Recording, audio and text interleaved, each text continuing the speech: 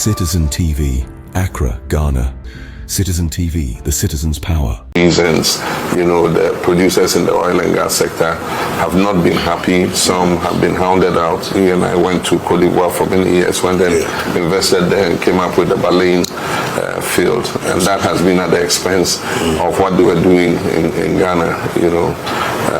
We tied down Tallow in litigation over tax, which I thought we could have sat across the table and discussed amicably.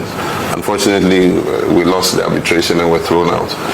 And there are two other aspects of that tax issue that we need to sit with them, and if we can negotiate and agree a mutual agreement, then I think that would be the better option to take, and to encourage as many players in our oil and gas sector as possible. I was vice president at the time. My president, Professor Atta Mills,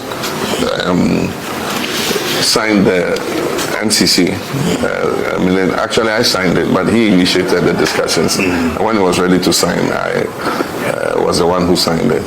And it was meant to improve and make Ghana the most efficient producer of electricity in Africa, and become a major hub for electricity exports.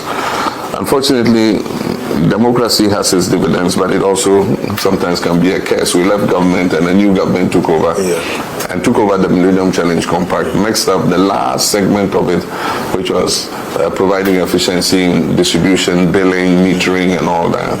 And of course, PDS is history now. But we want to take a look at that again, because if we don't fix the Electricity Company of Ghana, we will continue to have a major problem with our whole power value chain. I spoke to the Americans during my last visit to the US. We met the Millennium Challenge Corporation, and we asked if it was possible for them to reinstate the $190 million that they had devoted to that aspect of it. And they said the door is not closed. And so we need to pursue that discussion. Or if we don't have access to the 190 million, if the World Bank can support us, to be able to finish that aspect of it, so that we can reduce the losses, where it has to do with the IPPs.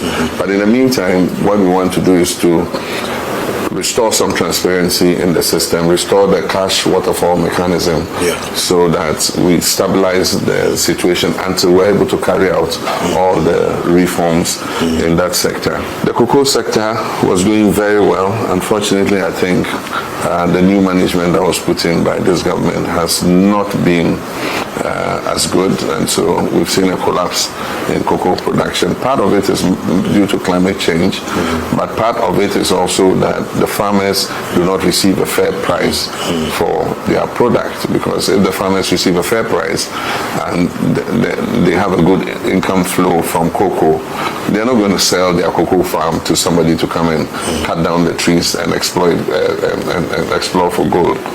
So those are all things we want to see, what reforms we bring into the cocoa sector to cut the size of this humongous state.